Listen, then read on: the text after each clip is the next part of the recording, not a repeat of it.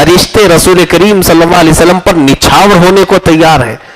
ان فرشتوں کو اتنا معلوم ہے کہ آدم کے پیدا ہونے سے پہلے وہ کہہ رہے ہیں کہ زمین میں جا کر وہ قتل و غارت کریں گے. یہی تو علم غیب ہے. فرشتوں کو وہ علم غیب ہے تو ان کے آقا و مولا روحی فدا صلی اللہ علیہ وسلم کے علم کا حال کیا ہے؟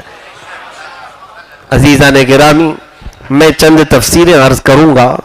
ویسے ایک ایک آیت میں ہمارا عقیدہ پنہا ہے، موجود ہے.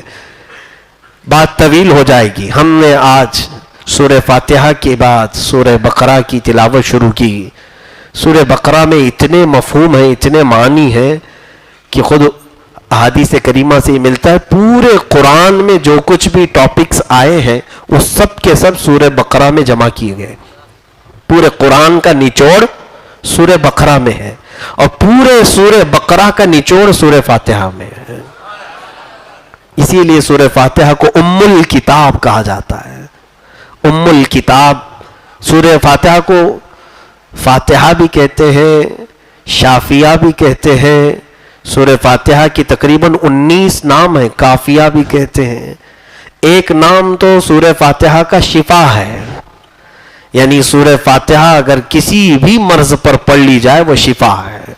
ایک صحابی تھے، راستے پہ چل رہے تھے، کسی کو بہت بڑی تکلیف تھی، الجھن تھی، تو صحابہ اکرام موجود تھے. ان میں سے ایک صحابی نے کچھ پڑھا اور ان پر پھونک دیا.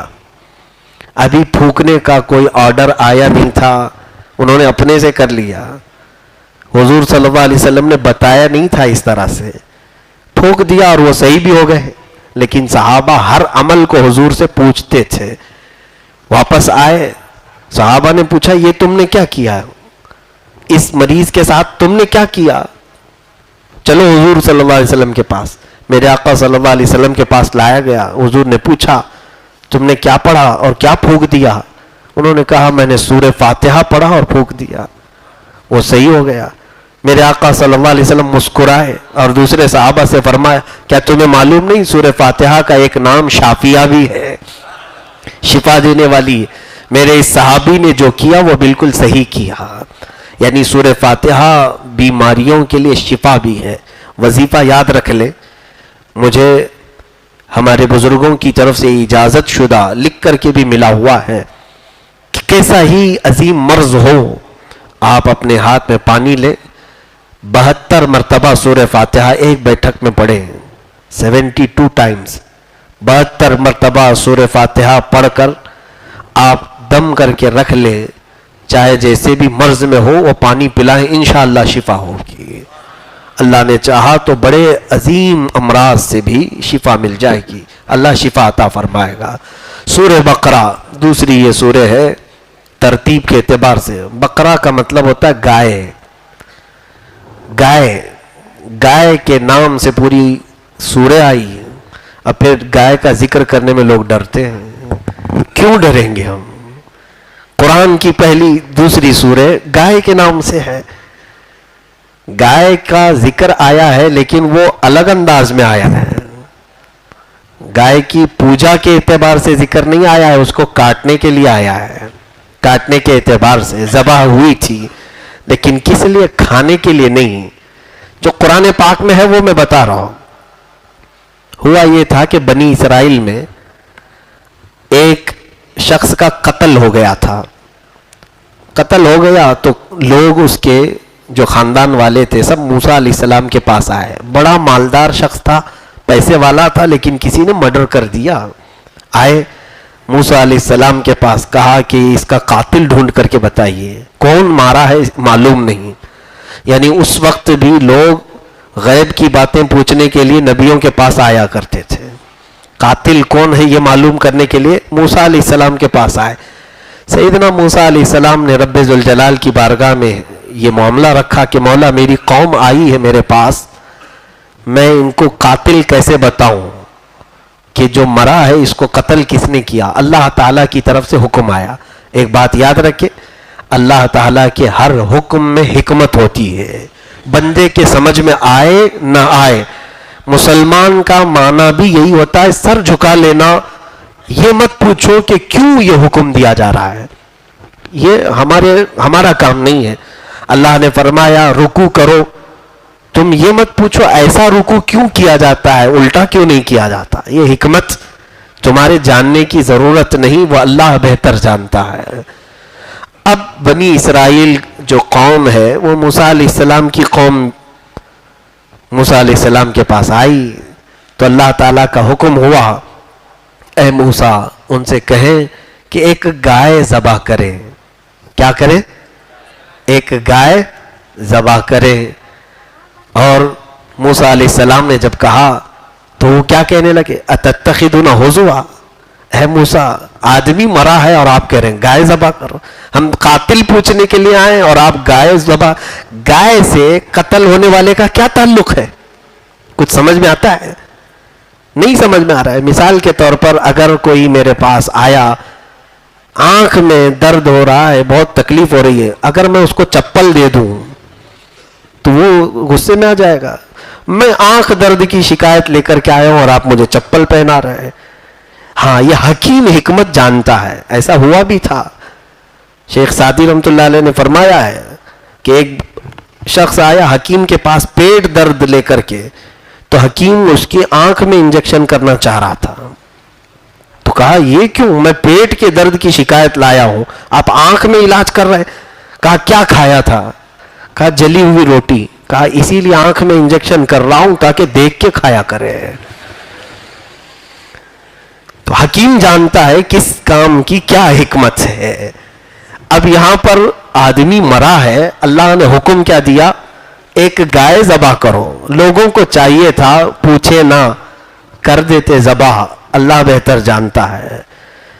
لیکن انہوں نے سوال کیا اے موسیٰ کیا مذاق تو نہیں کر رہے آپ؟ موسیٰ علیہ السلام نے کیا کہا سنیے, اعوذ باللہ ان اکون من الجاہلین, اللہ کی پناہ میں جاہلوں میں سے نہیں ہوں.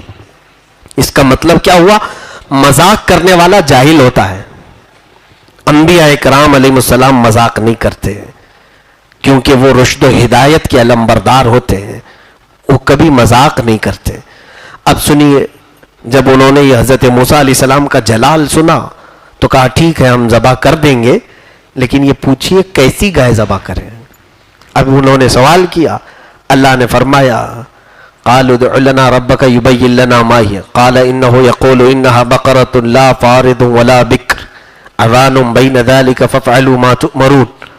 جب انہوں نے کہا اے موسیٰ اللہ سے پوچھو کہ کیسی گائے ذبح کرے, رب نے فرمایا ایسی گائے جو بچی بھی نہ ہو, بوڑھی بھی نہ ہو, بالکل جوان ہونی چاہیے. ٹھیک ہے ذبح کر دیں گے. پھر وہ ڈھیٹ قوم تھی, پھر پوچھا انہوں نے اے موسیٰ آپ پوچھ لیں رنگ کیسا ہونا چاہیے گائے کا. اللہ نے پھر حکم نازل فرمایا بقرۃ صفراء فاقع لونها تسر الناظرین, بالکل پیلے رنگ کی گائے ہونا چاہیے, ڈبڈباتی رنگت کی, دیکھنے والوں کو بھا جائے. پیلے رنگ کی گائے دیکھا ہے آپ نے؟ اب حکم آیا ہے, جب پوچھو گے زیادہ تو حکم آئے گا. نیلا بھی ہو سکتا ہے, ہرا بھی ہو سکتا ہے, پیلا بھی ہو سکتا ہے. اب حکم آیا اس پر ان کو ایک تو جوان گائے چاہیے, دوسری اب پیلی گائے ذبح کرنا ہے. جتنے سوال کرتے جاؤ گے مشکل میں بڑھتے جاؤ گے. پھر ان لوگوں نے کہا اے موسیٰ ہم کو شبہ ہو رہا ہے, ذرا یہ بھی پوچھ لیجئے وہ گھر والی چاہیے یا کھیت والی چاہیے. اب حکم آ گیا بقرۃ لا ذلول تثیر الارض ولا تسقی الحرث مسلمۃ لا شیۃ فیہا. اللہ نے فرمایا ایسی گائے جو کبھی کسی کھیتی میں کام نہ کی ہو اور کبھی کسی کے ہاں پلی ہوئی بھی نہ ہو. ایسی گائے ذلول یعنی وہ کام کرائی ہوئی گائے نہیں ہونا چاہیے اور نہ کھیتی باڑی کی ہوئی جو ہل جوتتے ہیں. تو اب ایسی گائے لے کر کیا ہو. موسیٰ علیہ السلام کے پاس انہوں نے 3 سوال کیے, 3 بار میں اور بڑھا دیے.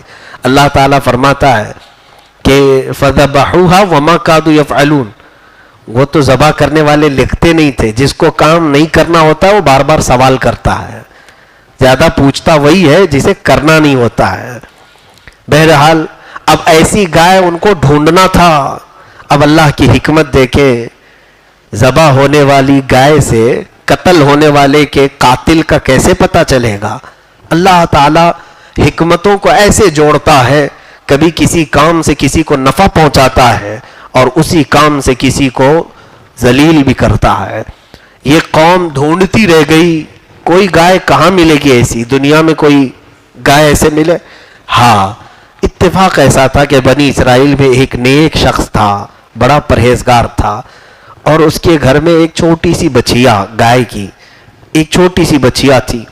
اب اس کو وہ پال رہا تھا اور اچانک بیمار ہو گیا. بیمار ہونے کے بعد اسے ایسا لگا, اس کا اکلوتا چھوٹا سا بیٹا تھا گود میں کھیلنے والا, سوچا میرے بیٹے اور میری بیوی کی پرورش کا ذمہ کون لے گا. اس نے یہ سوچا کہ اب میں بیمار ہوں, موت کے قریب سے قریب جا رہا ہوں, اپنی اس گائے کی چھوٹی سی بچیا کو لے کر جنگل میں آیا اور چھوڑ دیا. کیا کہہ کر کے, اے اللہ میں یہ تجھے دے رہا ہوں, یہ میں تیرے حوالے کر رہا ہوں, میرا بچہ جب جوان ہو جائے تو یہ گائے اسے بڑی کر کے تو لوٹا دینا. یہ توکل کیسا تھا لوگوں کا, یہ یقین کیسا تھا کہ میرا بچہ گود میں کھیل رہا ہے ابھی میری بیوی کے, جب وہ جوان ہو جائے تو اس گائے کو بڑا کر کے تو لوٹا دے. اللہ پر توکل کرنے والے کا صلہ کیا ہوتا ہے یہ بھی سن لیجئے. اللہ اکبر. رب ذوالجلال نے اس گائے کی بچیا کو ایسے پرورش کی, ایسے پرورش کی. وہ گائے جب بڑی ہوئی, پوری دنیا میں وہ تنہا گائے تھی جو کسی کی کھیتی میں کام نہیں کی تھی, کسی نے اسے پالا نہیں تھا, صرف اللہ نے پالا تھا. خود سے چر کے بڑی ہوئی تھی, اور پھر اس کا رنگ بھی بالکل پیلے کلر کا تھا, اور وہ نہ بہت بچی تھی نہ بوڑھی تھی, بالکل جوان. یہ دنیا میں ایک ہی گائے تھی. وہ شخص تو انتقال کر گیا جس نے اس گائے کو اللہ کے حوالے کیا تھا, انتقال کر گیا. اور پھر کئی سال کے بعد یہ اس کا بیٹا جب جوان ہوا تو اس کی ماں نے کہا, بیٹا تیرے ابا نے ایک گائے کی بچیا کو جنگل میں چھوڑ دیا تھا, اللہ کے حوالے دے کر کے آئے, اور انہوں نے مجھے بتایا تھا کہ جب بیٹا جوان ہو جائے تو اسے جنگل میں فلاں جگہ بھیجنا اور اللہ سے وہ گائے واپس مانگ لینا, اسے مل جائے گی. کتنا یقین تھا ان لوگوں کو. اہل اللہ یہی ہوتے ہیں. جب بیٹا جوان ہوا تو ماں نے کہا بیٹا جا جنگل میں. یہ جوان لڑکا جنگل میں آیا, اپنے صالح باپ, نیک باپ کا یہ وارث تھا. اللہ کو یوں ندا دینے لگا, اے رب کریم میرے باپ نے تیری بارگاہ میں ایک چھوٹی سی بچیا چھوڑی تھی اور تیرے حوالے کر کے وہ دنیا سے چلا گیا تھا, اگر وہ گائے اب جوان ہو چکی ہے تو مجھے لوٹا دے. وہ ابھی ہاتھ اٹھا ہی رہا تھا کہ وہ بالکل فربا صحت مند تندرست گائے اس کے سامنے آ گئی.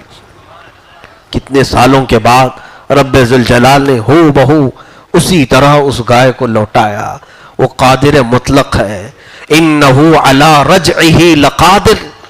اللہ فرماتا ہے بے شک وہ لوٹانے پر قادر ہے, قدرت رکھتا ہے. بندے کو یقین ہونا چاہیے. آج خیرات دے کر کے بھی لوگوں کو شک ہوتا ہے پہنچے گا کہ نہیں پہنچے گا, ملے گا کہ نہیں ملے گا. اللہ کے حضور دے کر کے دیکھو, اس طرح سے انویسٹ اس میں بھی کرو. رب ذوالجلال میں تجھ پر یقین کرتے ہوئے یہ چیز تیرے حوالے کر رہا ہوں, جب میرے گھر میں فاقہ آ جائے تو مجھے یہ لوٹا دے. دیکھنا پھر مولا لوٹائے گا کہ نہیں لوٹائے گا, یقیناً لوٹائے گا. قرآن کا حکم ہے, جھوٹ نہیں ہو سکتا. وہ گائے مل گئی. وہ نوجوان لڑکا گائے کو لے کر کے اپنی ماں کے پاس آیا, کہا بیٹا فاقے چل رہے ہیں گھر میں, جا بازار میں بیچ آ, لیکن بیچنے سے پہلے جب سودا طے ہو جائے تو مجھ کو ضرور بتانا.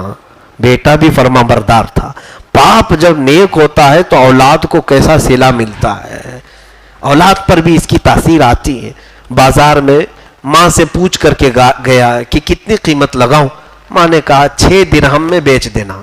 6 درہم میں شاید ان کا مہینہ بھر گزارا ہو سکتا تھا. 6 درہم اس نے قیمت لگائی. بازار 2 حسین نوجوان آئے, انہوں نے کہا گائے بڑی اچھی ہے, کتنے میں بیچو گے؟ اس نوجوان نے کہا 6 درہم میں. بھاؤ تاؤ ہوتا ہے نا, تو سامنے والوں نے کہا ہم 12 میں خریدیں گے, دو گے؟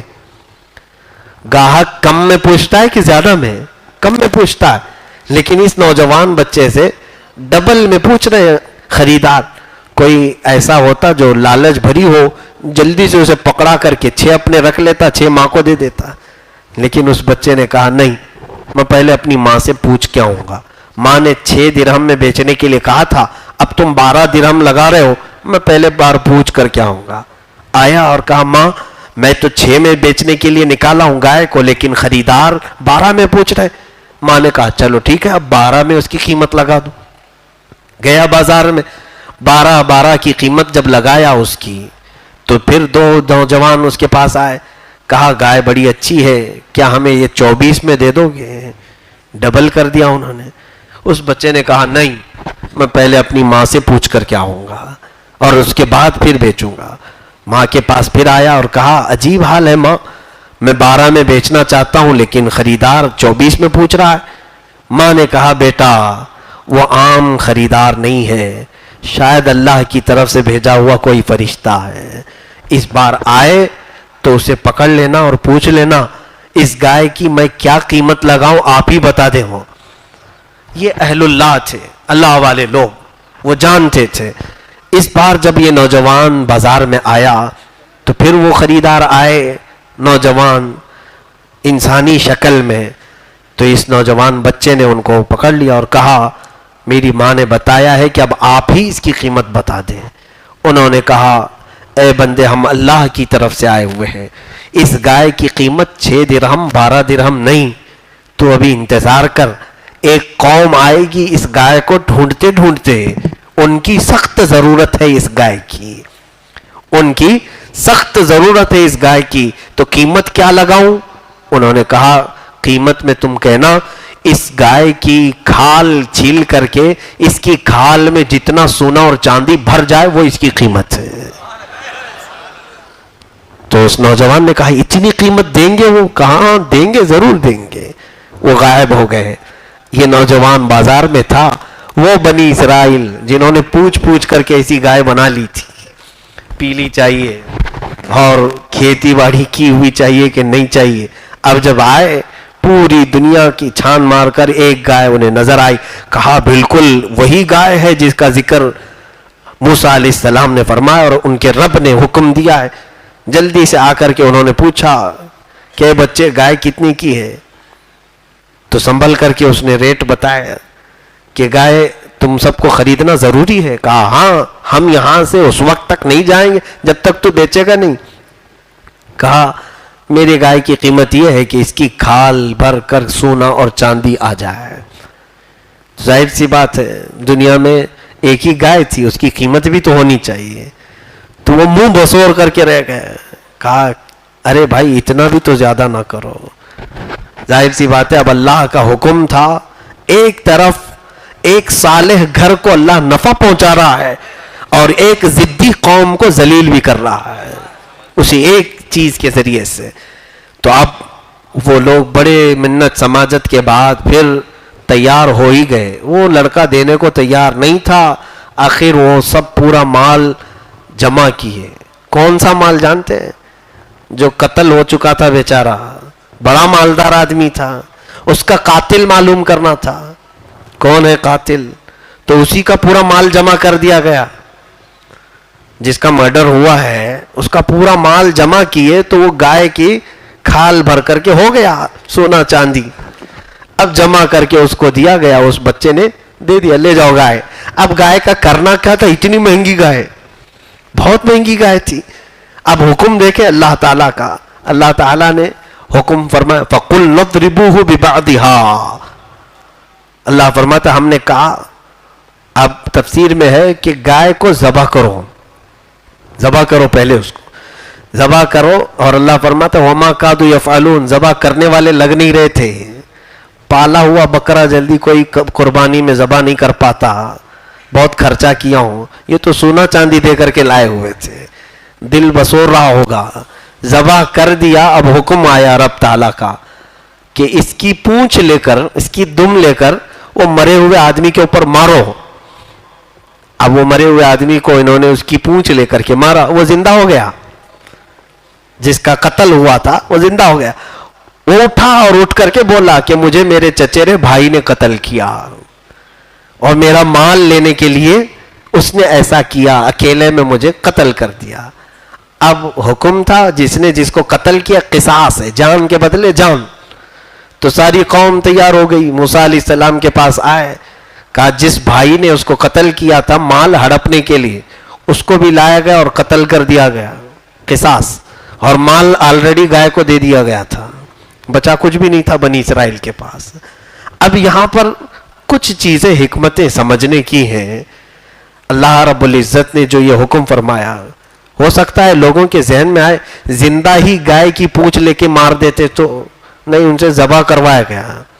بہت مہنگی گائے ہے، جب کسی مہنگی چیز کو ذبح کرو گے تو کوئی زندہ چیز بھی تمہیں نظر آئے گی۔ اپنے دل کے اندر جو غبار ہے اس کو جب ذبح کرو گے تو اللہ کے مشاہدات دیکھنے کو ملیں گے، اور یہ سب چیزیں اپنے اندر باقی رکھ کر کے تم چاہو گے کہ قدرت کے عجائبات دیکھو، نہیں ملیں گے۔ اب صوفیہ اکرام فرماتے ہیں اس سے درس یہ حاصل کرنا چاہیے کہ ایک مہنگی گائے اللہ نے ذبح کروایا، کس کے لیے؟ ایک قاتل معلوم کرنے کے لیے، کیسے یہ مرا ہے، اس کا قاتل کون ہے یہ معلوم کرنے کے لیے بہت مہنگی گائے ذبح کروایا۔ صوفیہ اکرام فرماتے ہیں اے بندے، اگر تو بھی یہ دیکھنا چاہے کون تجھے آج ذلیل کیا ہے، کون تجھے آج گمراہ کر رہا ہے، کون ہے وہ جو تجھے گناہوں پر لے جا رہا ہے، کون ہے جو تیرے دل کو مردہ کیا ہوا ہے، اس کو جاننا ہے تو پھر تم اپنے لیے جو بہت کچھ مہنگے گناہ جمع کر کے رکھے ہو ان کو ذبح کرو، تمہارا قاتل خود معلوم پڑ جائے گا۔ تمہیں کون گمراہ کر رہا ہے وہ ابلیس لعین سامنے نظر آئے گا، لیکن پہلے اپنی خواہشات کو قتل کرنا ہوگا۔ تو یہ جو گائے کا ذکر آیا ہے جس کے ذبح کرنے کے بعد قاتل کا پتہ چلا، اس لیے اس سورے کا نام کیا ہوا ہے؟ سورہ بقرہ، گائے والی سورہ ہے۔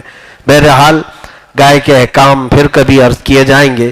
اس سورے میں بہت ساری اور باتیں، جیسے آدم علیہ السلام کی پیدائش کا ذکر ہے کہ کیسے آپ کو پیدا کیا گیا، پھر بنی اسرائیل پر اللہ نے کیا کیا نعمتیں اتاری ان کا ذکر ہے، پھر ہاروت ماروت دو فرشتوں کا ذکر ہے جن کو اللہ نے آزمائش کے لیے اتارا تھا، انہیں جادو سکھا کر کے دنیا میں بھیجا گیا تھا۔ تو یہودیوں کے بیچ میں وہ آتے تھے، یہودی سب سے زیادہ ان سے جادو سیکھتے تھے، جادو سیکھنے کی کوشش کرتے۔ وہ فرشتے کہتے بھی تھے انما نحن فتنۃ فلا تکفر، ہم تو برائے آزمائش اتارے گئے ہیں، تم کفر مت کرو۔ لیکن وہ یہودی کون سا جادو سیکھتے تھے؟ فَيَتَعَلَّمُونَ مِنْهُمَا مَا يُفَرِّقُونَ بِهِ بَيْنَ الْمَرْءِ وَزَوْجِهِ، ان سے وہ شوہر اور بیوی کے درمیان نفرت ڈالنے والی جادو سیکھتے تھے۔ کون سیکھتے تھے؟ یہودی بنی اسرائیل میں روزانہ ان سے جادو سیکھتے تھے اور پھر لوگوں پر وہ امپلیمنٹ کر کے دیکھتے تھے، ٹرائل کر کے دیکھتے تھے، لوگوں کو الگ کرتے تھے، جوڑے نفرت میں تبدیل کر دیتے تھے۔ وَيَتَعَلَّمُونَ مَا يَضُرُّهُمْ وَلَا يَنْفَعُهُمْ، اللہ فرماتا ہے ان فرشتوں سے یہ لوگ وہی سیکھتے تھے جو ان کو ضرر دے، تکلیف پہنچانے والی چیزیں، نفع والی چیز کوئی نہیں سیکھتے تھے۔ اب ضرر دینے والی، جادو ہے ہی تکلیف دینے کے لیے، جادو حلال نہیں ہے، حرام ہے۔ اسلام میں جادو کے لیے یہ کہا گیا، بعض صوفیہ اکرام نے فرمایا جس نے جادو کیا سیکھا وہ زندیق ہے، اسے توبہ کی بھی توفیق نہیں دی جائے گی۔ اندیشہ ہے کہ کفر پر اس کی موت ہو جائے گی، اندیشہ ہے کہ وہ کافر مرے گا، جادو کے قریب بھی نہ جائے۔ مسلمانوں کا اس سے کیا تعلق؟ لوگ اپنی بھڑاس نکالنے کے لیے بعض جادوگروں کے پاس جاتے ہیں، جوتیشوں کے پاس جاتے ہیں، باباؤں کے پاس جاتے ہیں۔ ان کے متعلق کہا ہے، بزرگوں نے فرمایا جو جادو کرتا تھا یا کراتا تھا، مر جانے کے بعد اس کی قبر کھود کر کے دیکھیں، اس کی قبر میں خنزیر نکلے گا، اس کی شکل خنزیر کی بنا دی جائے گی اور اس کا چہرہ قبلے سے پھیر دیا جائے گا، قبلے کی طرف سے اس کا چہرہ ہٹا دیا جائے گا۔ جادو سیکھنے کا کام تو یہودی کرتے تھے، مسلمانوں میں اس کا کوئی تصور ہی نہیں ہونی چاہیے۔ حضور پاک صلی اللہ علیہ وسلم پر بھی جادو کو آزمایا لوگوں نے، وہ بھی یہودی ہی تھے، یہودیوں نے اس طرح کے جادو کیے۔ تو یہ ہاروت ماروت کا ذکر آیا ہے قرآن پاک میں، جو دو فرشتے اترے تھے، ان کا بڑا لمبا قصہ بیان کیا جاتا ہے، لیکن میں مختصر سی بات اتنی عرض کر رہا ہوں، باقی قصے کی صحت کے بارے میں ہمیں معلومات نہیں ہے۔ تو یہ جادو سکھاتے تھے، لیکن یہ کہہ کر کے سکھاتے تھے کہ ہم آزمائش کے لیے آئے ہیں تمہاری، تم میں سے کون ہم سے اچھی چیزیں لیتا ہے اور کون خراب چیزیں لیتا ہے۔ تو اس طرح سے یہودیوں نے جادو کو اتنا پھیلایا تھا کہ پھر سیدنا سلیمان علیہ السلام جب تشریف لائے تو ان کے سارے جادو کی کتابیں جمع کیا. سارے جادو جو یہ کرتے تھے, بڑا فتنہ مچا کر کے رکھا تھا انہوں نے پوری دنیا بھر میں, سب جمع کر کے انہوں نے اپنی کرسی کے نیچے دفن کر دیا. حضرت سلیمان علیہ السلام سب کرسی کے نیچے دبا دیا اور اس پر آپ بیٹھتے تھے. کس کی مجال, کس کی ہمت کہ سلیمان علیہ السلام کی کرسی کو ہلا کر کے دکھائے. کوئی قریب نہیں آتا تھا, حتیٰ کہ آپ کی وفات کے بعد بھی اس کرسی کے نیچے کیا ہے وہ کھود کر کے دیکھ نہیں سکے. اب میں آپ کو جوڑتا ہوں اس بات سے جو کرنٹ پوزیشن ہے آج یہودیوں کی. ہیکل سلیمانی, سلیمان علیہ السلام نے جو بنایا تھا, جس کو آج تھرڈ ٹیمپل کے نام سے یہ بنانے جا رہے ہیں, مسجد اقصی جہاں پر ہے بیت المقدس, ان کا کہنا یہی ہے کہ یہاں پر ہیکل سلیمانی تھا جس کے اندر سلیمان علیہ السلام نے جادو کی ساری کتابیں دفن کی تھی. جانتے ہیں اس وقت اسرائیل کئی فٹ نیچے وہ لوگ کھدائی کر رہے ہیں, مسجد اقصی کے آس پاس سب کھدائی کر چکے ہیں اور انڈر گراؤنڈ کھود رہے ہیں اور دنیا کو کیا بتا رہے ہیں, ہم پرانے آثار ڈھونڈ رہے ہیں. پرانے آثار ہم دیکھ رہے ہیں کہ پہلے کی قومیں یہاں پر آباد تھیں تو ان کی کچھ چیزیں مل جائیں. جھوٹ ہے, میں آپ کو بتاؤں یہ جادو کی وہ کتابیں ڈھونڈ رہے ہیں جو سلیمان علیہ السلام نے لے کر اپنی کرسی کے نیچے دفن کیا تھا.